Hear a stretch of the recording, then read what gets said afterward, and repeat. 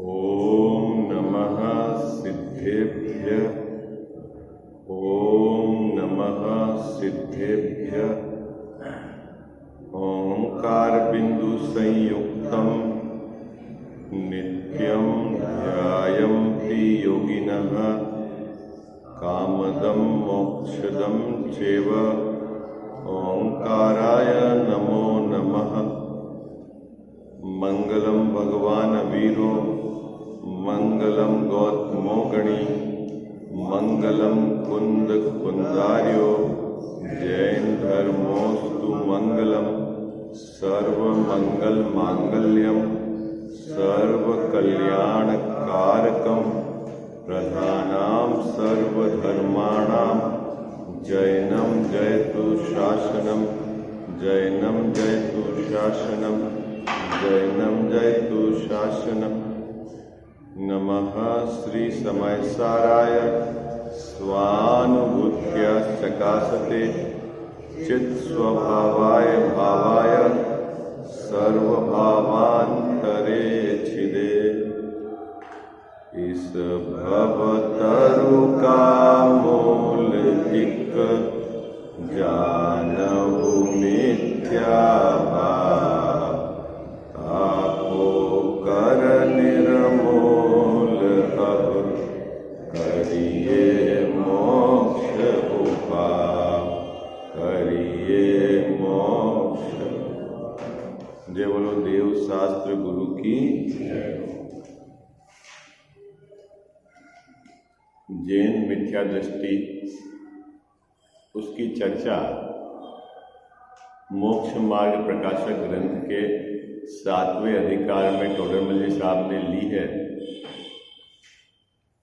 4 प्रकार के मिथ्या दृष्टियों का यहाँ वर्णन है।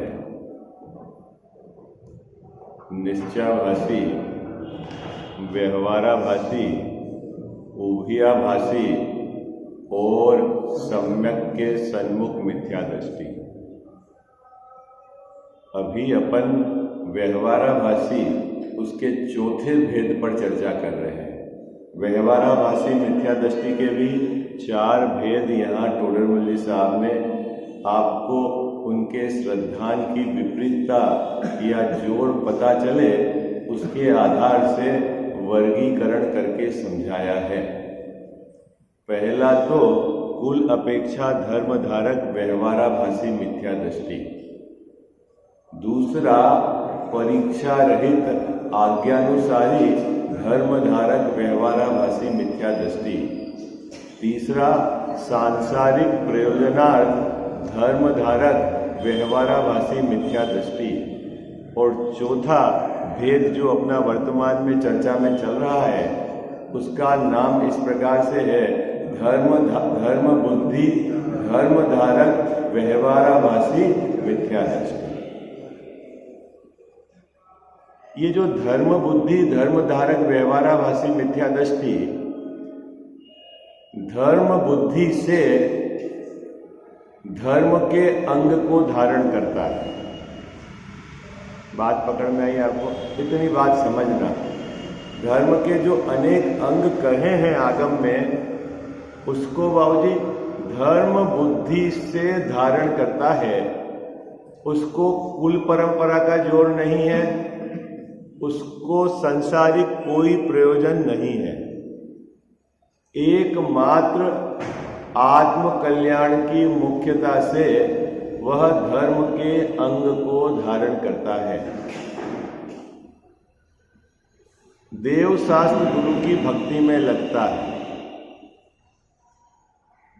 ऐसा होने पर भी वह मिथ्या दृष्टि क्यों है उसके संबंध में टोडरमल जी साहब ने पहले इस बात को समझा दिया। प्रस्तावना समझो उसमें क्या कहा भाई कि वह अभूतार्थ धर्म को साधता है। किसको साधता है? वह अभूतार्थ धर्म को साधता है। अब प्रश्न यह है कि अभूतार्थ धर्म किसको कहा कि आगम में व्यवहार धर्म की अपेक्षा से जिसको धर्म कहा उसने व्यवहार धर्म को ही निश्चय धर्म या सच्चा धर्म या वास्तविक धर्म मान लिया और उसी को साधता है, उसी में लगता है, ऐसा उसका अर्थ समझना। क्या? कौन? धर्म बुद्धि, धर्म धारक, व्यवहाराभासी, मिथ्या दृष्टि। तो साहब इसमें गड़बड़ क्या है? गड़बड़ के लिए टोडरमल साहब ने एक सुंदर पंक्ति लिखी। क्या? या तो वह सही परीक्षा नहीं करता या परीक्षा ही नहीं करता। तो साहब किसकी परीक्षा नहीं करता? तो बोले देव, गुरु और धर्म की सच्ची परीक्षा तत्व ज्ञान पूर्वक नहीं करता। अब फिर प्रश्न खड़ा हुआ, साहब सच्ची परीक्षा और झूठी परीक्षा, या आपने यहां शब्द लिया है कि बाह्य लक्षणों के आधार से परीक्षा करता है, तो ये बात हमारे समझ में नहीं आ रही कि बाह्य लक्षण क्या है, कैसे उसकी परीक्षा करता है। तो टोडरमल साहब अब देव, गुरु और शास्त्र का बाह्य लक्षण से ये किस प्रकार निर्णय करता है, अंतरंग लक्षण को नहीं जानता, जो मुख्य है उसकी परीक्षा नहीं करता तत्व ज्ञान पूर्वक, इसीलिए वह मिथ्या दृष्टि ही है।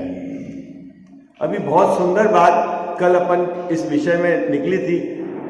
भले ही वह सच्चे देव, सच्चे गुरु और सच्चे शास्त्र को ही मानता है, उनके प्रति ही उसकी भक्ति है, और अन्यत्र हरिहरादि देवों में वह नहीं जाता, उसके बावजूद भी वह क्या है, तत्व ज्ञान पूर्वक सही परीक्षा नहीं करता, इसीलिए वह मिथ्या दृष्टि ही है। अब जब इतनी बात कह दी तो अब एक फोकस पॉइंट निकला, बिंदु निकला। क्या? कि असली परीक्षा तत्व ज्ञान पूर्वक क्या है, जो वो नहीं कर पाता। हो सकता है वो कमी मुझ में भी है और मैं नहीं कर पा रहा हूं। क्या बात पकड़ में आई ना? अभी यहां जो विषय चल रहा है बाबूजी, वो किसके लिए चल रहा है? अपने स्वयं के लिए। अन्य जीवों को अपने को नहीं देखना है। क्या उस प्रकार की कमी मेरे भी है हो? मैंने कोई सांसारिक प्रयोजन अर्थ, न तो मैं पूजा कर रहा हूं, न मैं दान दे रहा हूं, न मैं तीर्थ यात्रा कर रहा हूं, और न ही मैं प्रभावना के कार्य में लगा हुआ हूं, और न ही मैं कुल परंपरा और देखा देखी यह कार्य कर रहा हूं। लेकिन यहां जो बिंदु टोडरमल साहब ने उठाया, क्या? तत्व ज्ञान पूर्वक देव, गुरु, शास्त्र की परीक्षा नहीं करता, तो क्या वास्तव में ये कमी मेरे वर्तमान में है?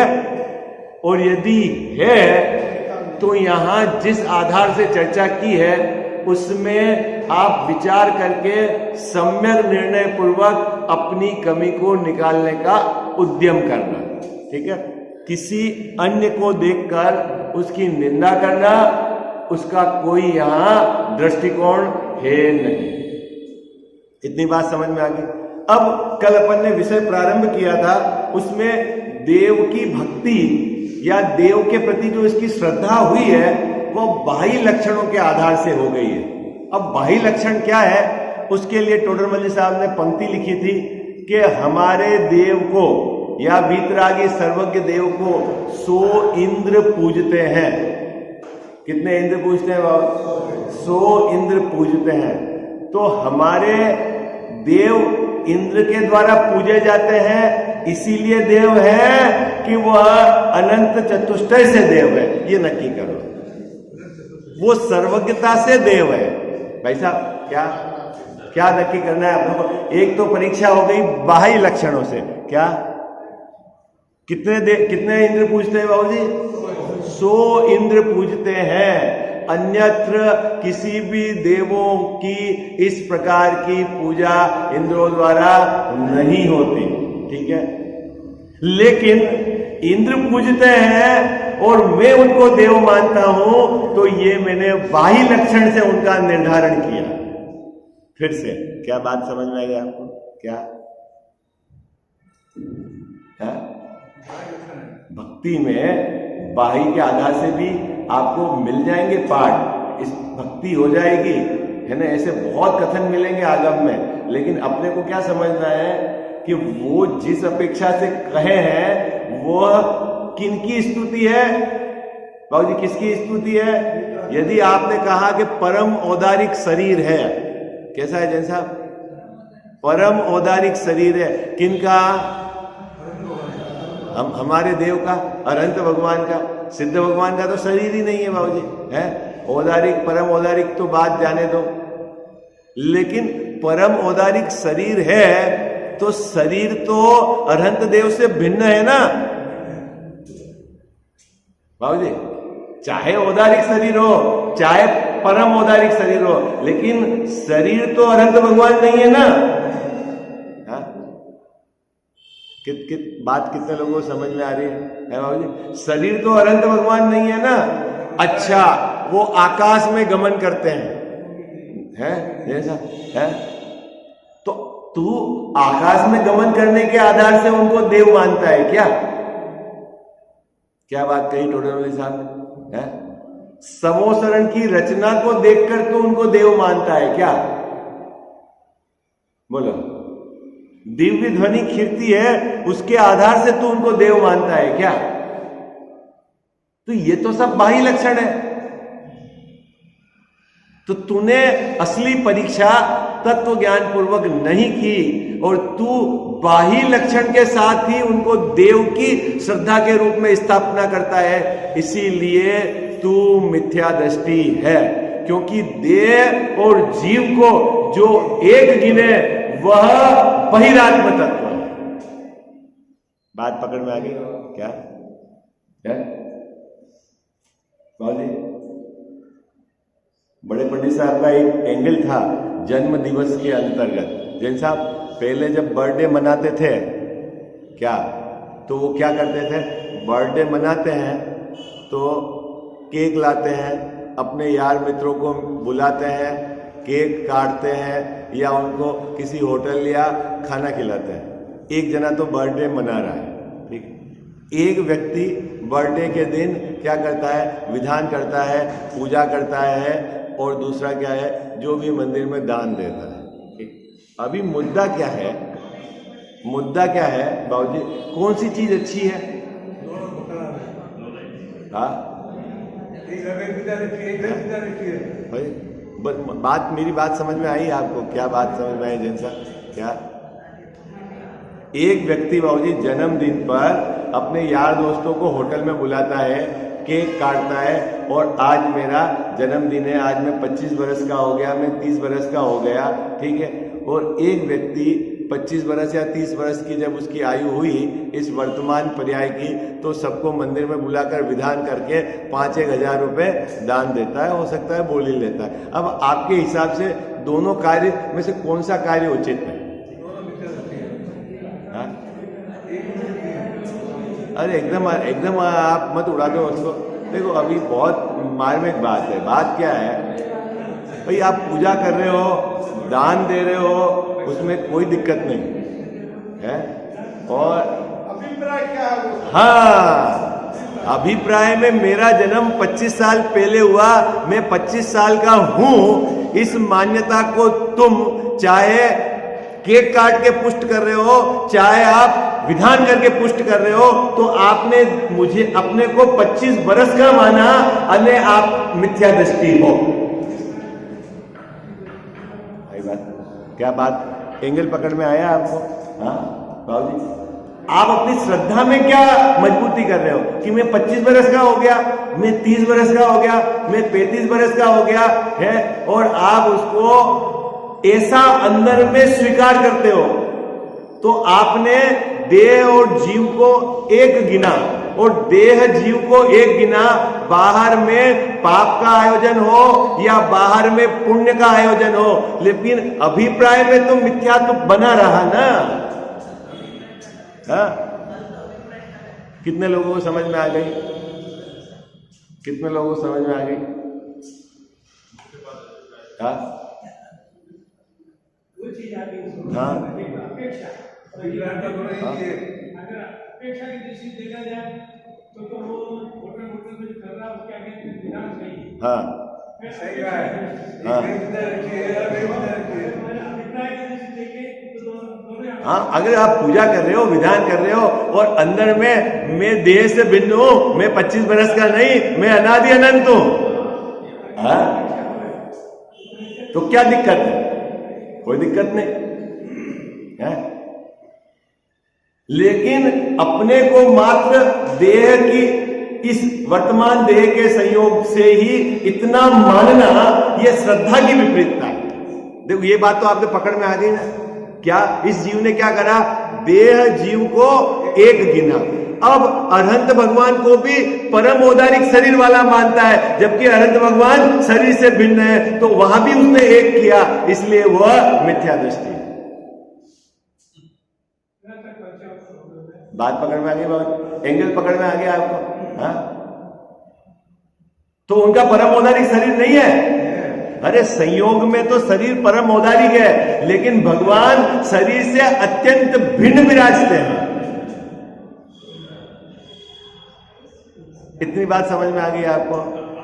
कितनी बात समझ में आ गई? हाँ? अरे शरीर से तो राग टूटा ही है और शरीर भी उनसे भिन्न है। हाँ, भले एक क्षेत्र होगा है, लेकिन देह अनंत भगवान नहीं। इतनी बात समझ में आई आपको?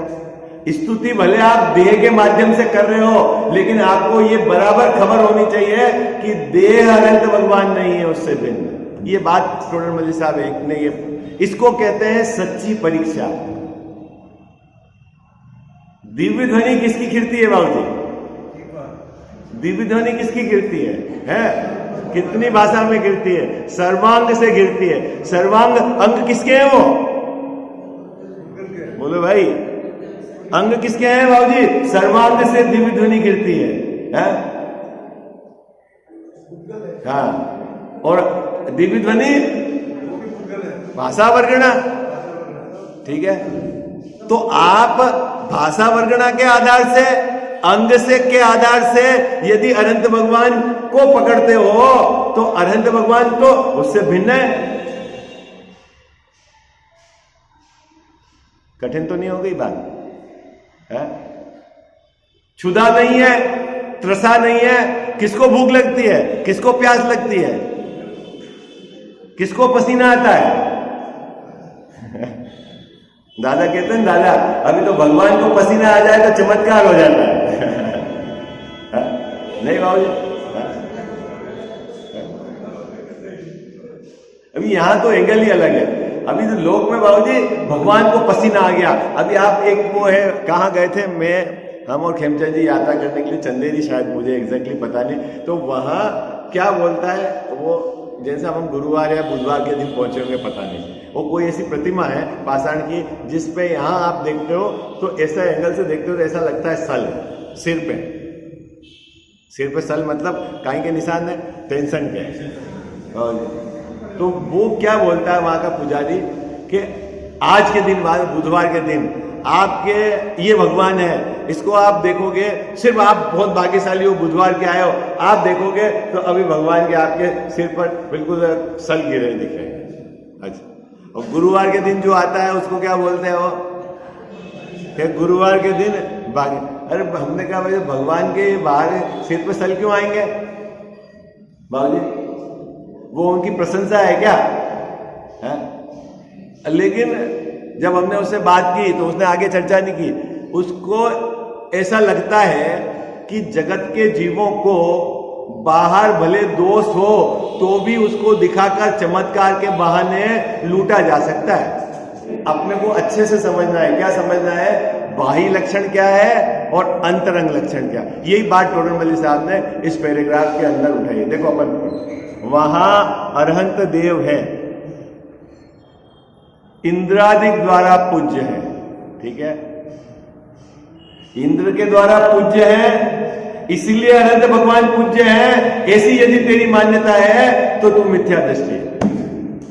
क्या 100 इंद्र के द्वारा जो पूजे जाते हैं भाई साहब, इसीलिए अनंत भगवान की मैं पूजा करता हूं और अन्यत्र किसी देव को सो इंद्र नहीं पूजते, इसलिए मैं अन्यत्र किसी हरिहरादि देवों को नहीं पूजता हूं।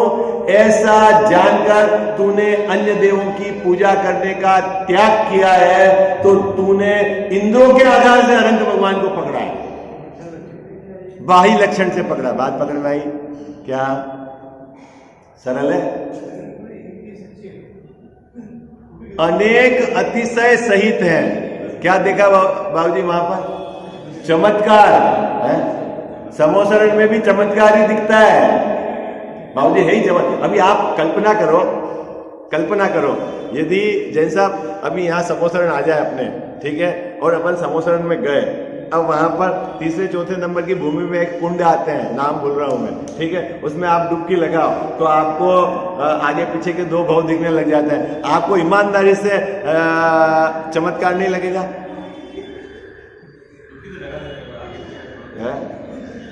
भाव जी बोले नहीं है?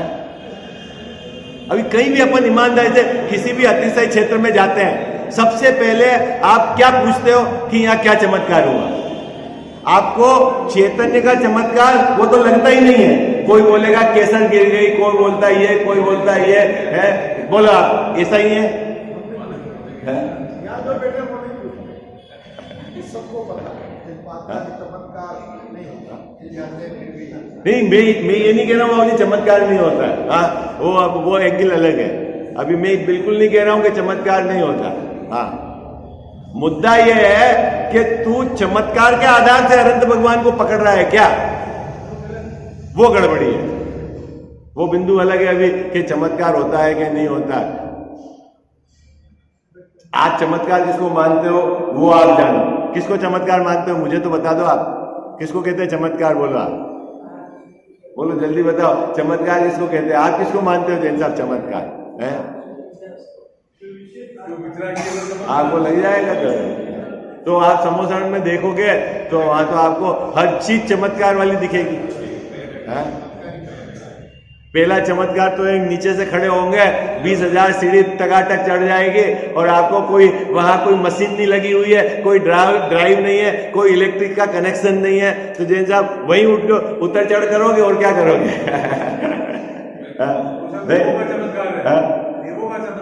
अरे ये तो आपके हिसाब से चमत्कार है। और उसके आधार से आप यदि भगवान को पूजते हो तो फिर तो क्या करो? अतिशय सहित है, अनेक अतिशय। अरे उनके तो जन्म से ही जैन साहब अतिशय है, तीर्थंकर भगवान। उनको यहाँ की कोई सामग्री काम नहीं आती है, माता का दूध वूध नहीं पीते हो बाबू जी। है जन्म से 6 महीने पहले ही इनके आने से पहले, तीर्थंकरों के आने के पहले अरेंजमेंट स्वर्ग वालों के हाथ में पहुंच जाता है।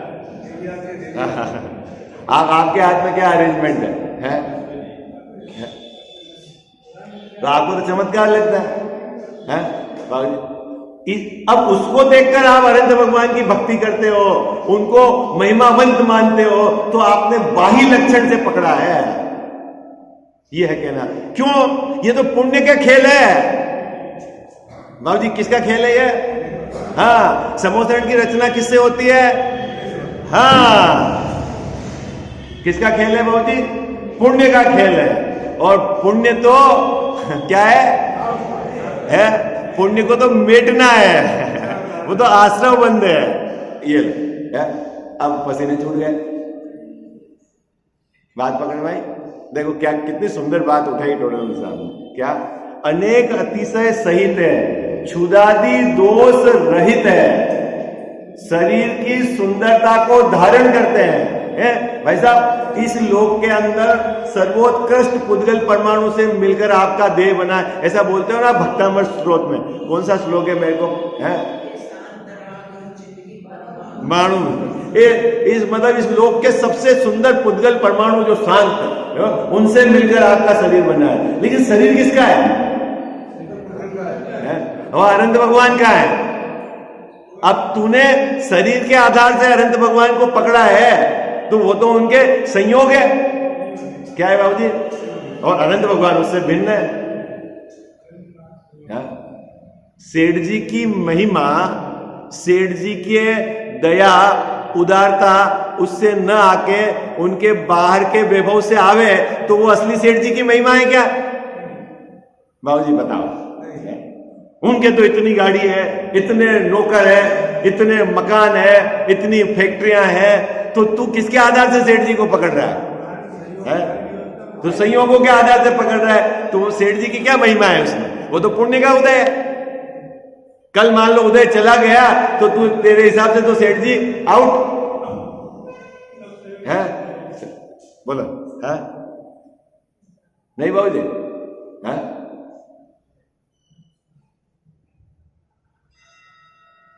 भाई साहब, समोसरण से यदि तू भगवान की महिमा करे तो जो अन्य केवली हैं जिनके समोसरण की रचना नहीं होती है, गंध कुटी होती है, तो फिर तेरे को क्या लगेगा? तो उनके सुख और तीर्थंकर भगवान के सुख में कोई अंतर है? हाँ? हाँ? अंतर है तो बाबूजी पुण्य के उदय में अंतर है? और तू उससे भगवान को पकड़ेगा तो गड़बड़ हो जाएगी। अरे समझ में आ रही है कि नहीं आ रही है आपको? क्या समझ में आ रही है? हाँ? क्या बात समझ में आ रही है? हाँ, देखो क्या, स्त्री संगमादि रहित है, उनके साथ स्त्री नहीं है।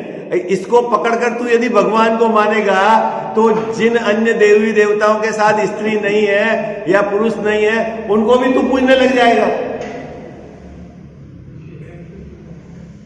दिव्य ध्वनि द्वारा उपदेश देते हैं। दिव्य ध्वनि क्या है? जैसा किसका है? पुद्गल के भाषा वर्गण का परिणमन है, ठीक है। उसको पकड़कर यदि तू भगवान की स्तुति करता है तो तूने पुद्गल के आधार से भगवान को पकड़ा है। केवल ज्ञान द्वारा लोकालोक को जानते हैं, यह है उनका आत्मिक गुण है।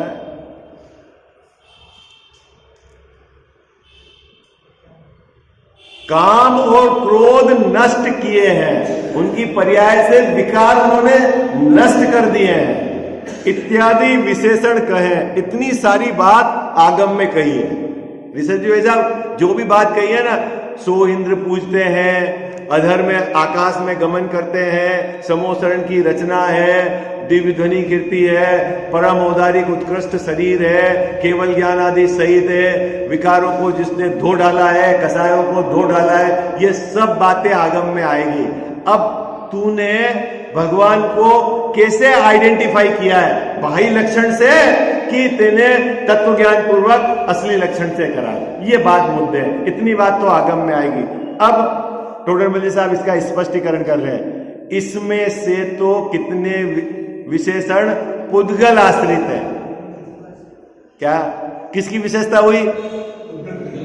अगर तू बोलता है परम औदारिक शरीर है, सर्वोत्कृष्ट पुद्गल परमाणु से बना है, तो तू किसकी विशेषता बता रहा है?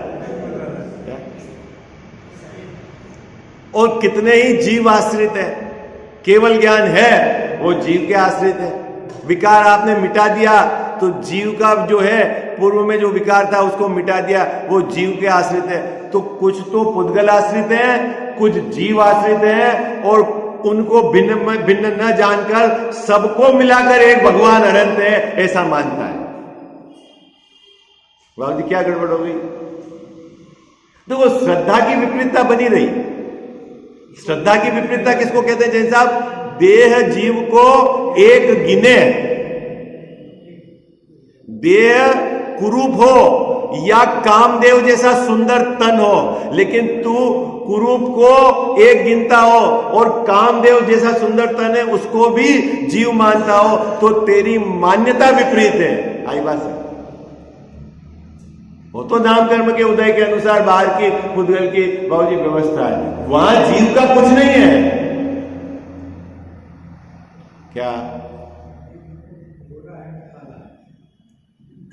क्या केक काटो और मानो कि मेरा अभी जन्मदिन है, या विधान करके मानो जन्मदिन है।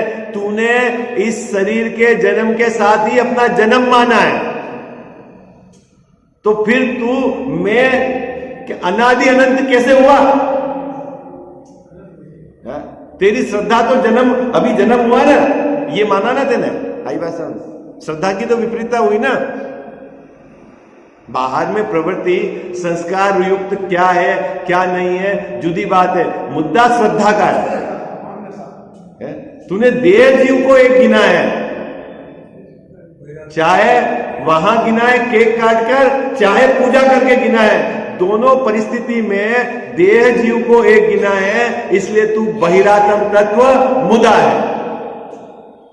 यह है, आई बात समझ? कितने लोगों को समझ में आ गई? इसका अर्थ यह नहीं कि साहब हम पूजा नहीं करें, खूब पूजा करो आप, लेकिन उस दिन विशेष भेद विज्ञान करो कि मेरा जन्म नहीं होता, मेरा मरण नहीं होता, संयोग है, उदयादीन है, ये बराबर भेद ज्ञान पूरे दिन चला हुआ। उस दिन तो विशेष आपको अवसर मिलेगा। क्या मिलेगा बाबूजी? मेरा जन्म नहीं, मेरा मरण नहीं है, मैं तो एक गायक हूं। हो सकता है ना ये काम? तो हाँ? हाँ? वो तो ताकत है। अभी आगे बहुत सुंदर बात कहेंगे टोडरमल साहब कि असली परीक्षा क्या है।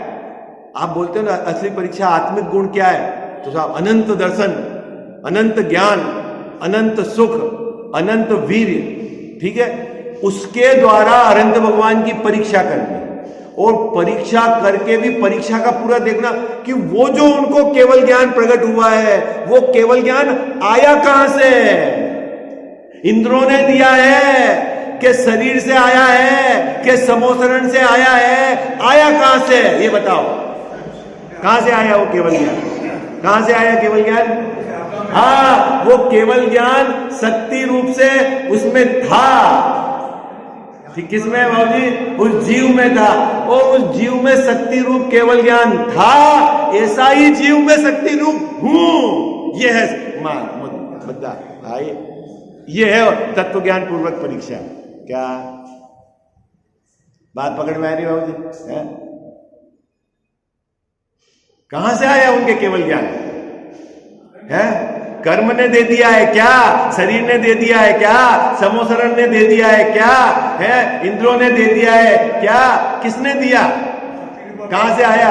कि बोले वो आया कहां? शक्ति रूप था और व्यक्ति हो गई। ऐसी शक्ति रूप मेरा भी द्रव्य है, ऐसा जिसने अनंत भगवान को द्रव्य से जाना उसका मोह का नाश हो जाएगा। यह है मुद्दा। आई बात?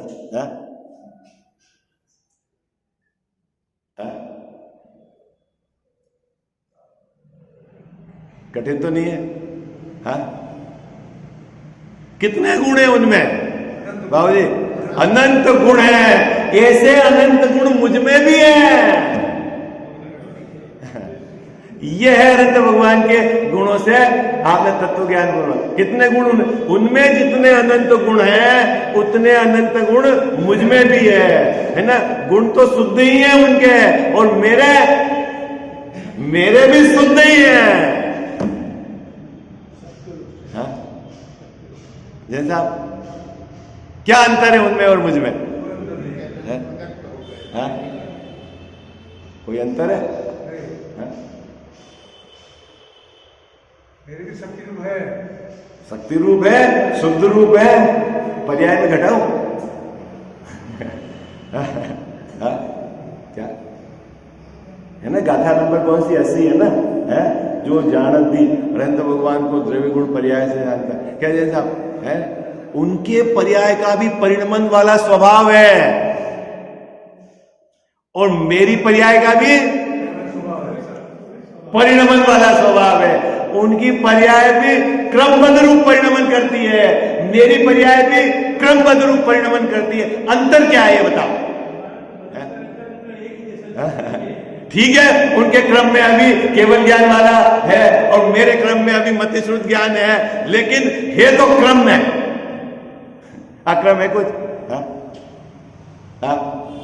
क्या अंतर है? ऐसा जैसे तेने स्वीकार किया तो समझ लेना तेरे क्रम में सम्यक दर्शन की पर्याय का यह है। भाई साहब,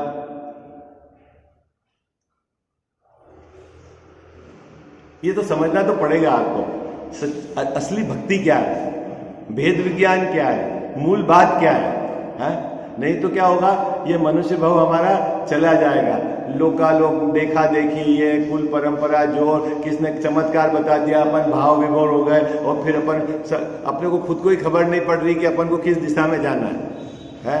और जैसे तैसे ये मनुष्य भाव पूरा हो जाएगा और चला जाएगा। बहुत सुंदर अवसर मिला है, महाभाग्य से अपने को जिनवाणी मिली है, और इस काल में हुए हैं जैन साहब कि अपने को इस तत्व ज्ञान के मर्म को समझाने वाले गुरुदेव श्री हो रहे हैं। बाबू जी, ऐसा भी समझ लो आप कि उनके जन्म के पूर्व क्या स्थिति थी जैन धर्म की, है? क्रियाकांड में उलझा हुआ था, बाह्य आडंबर में पूरा अपना दिगंबर संप्रदाय उलझा हुआ था। है? अरे पर 2-5% तो सब कम से कम सुन रहे हैं, है? वो तो 5 भी नहीं थे। इतना तो देखो आप, है? आप यहाँ बैठ के सुन रहे हो ईमानदारी से, यदि उनके प्रति भक्ति या महिमा का भाव है आपको, अदरवाइज कौन सुने बाबू? वो इधर नहीं आ रहे सुनने। जैसा ये बात कान में तो पड़े। अगर हम यहाँ सुन करके अगर हमारे भाव अगर ये हो गए कि रोज रोज हम यही बात अगर सुनते हैं तो भी पाप का भाव है। यही सुन करके रोज रोज यही क्या बोल रहे हैं, ऐसा ही बोल रहे हैं, अगर इस प्रकार का, क्योंकि जो प्रवचन जो हो रहा है उसके प्रति बहुमान आना चाहिए और खुशी होनी चाहिए, और अभी खुशी होगी तो भविष्य में भी खुशी होगी। आपको बहुत उत्साहपूर्वक धर्म के काम में लगना है। और मेरे सुनने में आया, टोडरमल जी साहब ने कहा ना कि अपन ने पहले अधिकार में पढ़ा कि दूसरे के जैसे उसको, ओहो इस बात की तो मुझे खबर ही कहा, पता ही नहीं थी मेरे को, ऐसा उत्साह आकर वो उसमें लगता है। हाँ, श्रोता के स्वरूप। हाँ, तो धर्म क्षेत्र उत्साह का तो बाबूजी बहुत बड़ा रोल है, आपको पता है। हाँ, आप तो राजस्थान में बोलते हो ना, मरा जाएगा तो मरे की खबर ला, क्या बोलते हैं आपके, वो क्या मैं भूल गया, मुझे अच्छे से याद, क्या बोलते हैं यहाँ पर, रोता रोता जाएगा तो मरे की खबर ला। दिन भर रोता ही रहेगा, उसे क्या है? जैसा ये जो है मेरा उदय विपरीत है, तो क्या हुआ? देखो मैं आपको बताता हूं, है ना, पाप करोगे तो वर्तमान में भी दुखी हो पाप के परिणाम, और आगामी काल में भी पाप का उदय आएगा। और यदि आप जिनवाणी का अभ्यास नहीं करोगे और जीवन में नहीं उतारोगे तो वर्तमान के पाप के उदय में नियम से विचलित हो जाओगे। आई बात सुन, क्या कहा? क्या? 2 बातें ध्यान रखनी है अपने को। वर्तमान में पाप रूप परिणाम कर रहे हैं तो आप अपने टिफिन में क्या पैक कर रहे हो? क्या कर रहे हो बाबूजी? वो तो अब टिफिन में जो भरोगे वो आएगा। सुमत प्रकाश जी यहाँ आके समझा के गए थे ना आपको, क्या निकलेगा वहां से माल? बाबूजी यदि टिफिन में आपने मक्की की रोटी डाली और गए पिकनिक तो क्या निकलेगा जैन साहब? रबड़ी तो नहीं निकलेगी, रसमलाई तो नहीं निकलेगी, क्या निकलेगा बाबूजी? तो एक तो अपने को ये सावधानी रखनी। दूसरा, तत्व ज्ञान पूर्वक असली अभ्यास करके अंतरंग में नहीं बिठाएंगे तो बाहर में पाप के उदय में आपके परिणाम पाप वाले होके नवीन पाप ही मान देंगे। आपके पास एकमात्र चारा है कि आप तत्व अभ्यास करके उदय की विपरीतता में परिणाम नहीं बिगड़ने दो, उसके अलावा आपके पास कोई चारा नहीं। नहीं बिगड़ेंगे बाकी तो। और तत्वाभ्यास कोरा कोरा नहीं होना चाहिए, अंदर से चित्त भिगा हुआ होना चाहिए। आई बात समझ?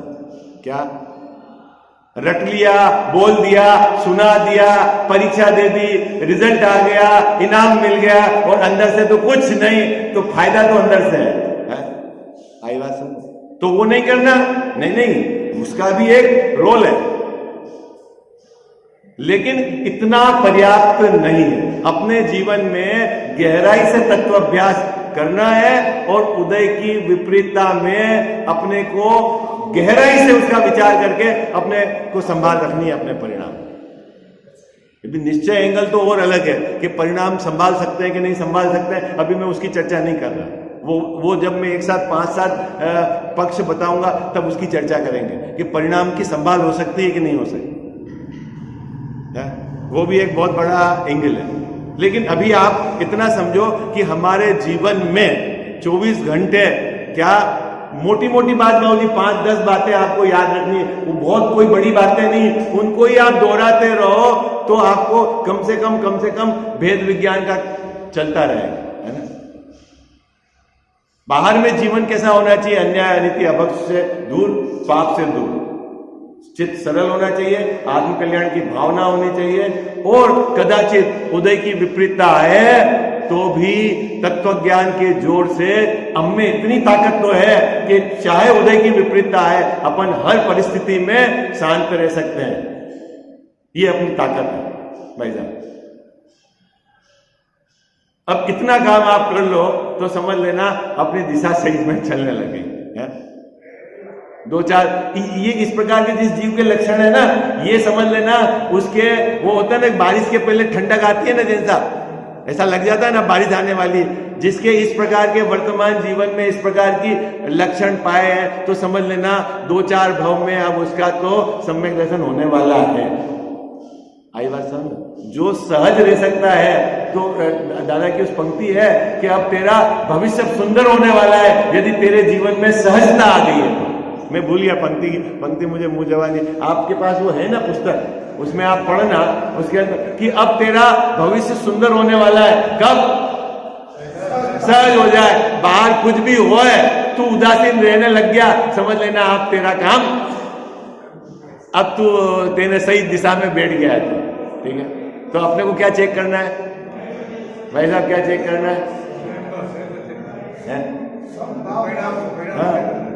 आपका सबसे बड़ा रोल है, सबसे बड़ा वो बाबूजी। अगर विचलित देखो, आप देखना ऐसा होता है, आप जैसे कहीं 15 मिनट लेट हो गए, आपको जाना था 9 बजे, 9:15 पे लेट हो गए और आप विचलित हो गए, आप नाराज हो गए, ये ड्राइवर नहीं आया, फलाना नहीं आया, ढेंगा, तो आपने वो 15 मिनट तो लेट हुए तो गए, लेकिन 1 घंटे आगे के और खराब कर दिया और काम है। तो उस समय यदि मध्यस्थ भाव रहा तो कम से कम आप 45 मिनट आगे के तो आप बचा सकते हो। ये तो सामने लाभ दिख रहा है आपको, अरे हाजी या नाजी, ये तो लाभ सामने दिख रहा है, इसमें तो कोई नुकसान नहीं है। लेकिन जीव इतना ज्यादा अपने कसाय अपने पर इतनी ज्यादा पावरफुल है कि ये सोच ही विचार करना ही बंद कर देता है। ज्ञान को, अपने जो ज्ञान को है ना, वो कसाय दबा के रख देती, कब्जे में कर लेती, सोचना विचारना नहीं, अब वो उसके कारण उसका काम हावी रहती है तो फिर संभव होंगे ही। अरे स्टीयरिंग सीट पे वो है, ड्राइवर सीट पे उसको कसाई को बिठा दिया तो गाड़ी तो वो चलाएगी, आपके हाथ में क्या है? आप तो स्टीयरिंग सीट पे अपन खुद बैठो आप। ठीक है, चलो विशेष चर्चा अपन कल करेंगे। साची तो गंगा ये वीतराग वाणी, अविच्छिन्न धारा निज धर्म की कहानी। जामे अति ही विमल अगाध ज्ञान प्राणी, जहाँ नहीं संशयादि पंक की निशानी। साची तो गंगा ये वीतराग वाणी, अविच्छिन्न धारा निज धर्म की कहानी। सप्तभंग जहाँ तरंग उछलत सुखदानी, संत चित मृणाल वृंद रमे नित्य ज्ञानी। साची तो गंगा यह वीतराग वाणी, अविच्छिन्न धारा निज धर्म की कहानी। जाके अवगाहन ते शुद्ध होए प्राणी, भाग चंद निहचे घट माहिया प्रमाणी। साची तो गंगा ये वीतराग वाणी, अविच्छिन्न धारा निज धर्म की कहानी। जावाणी के ज्ञान ते सूझे लोकालोक, सोवाणी मस्तक चढ़ो सदा देत हूँ धोख।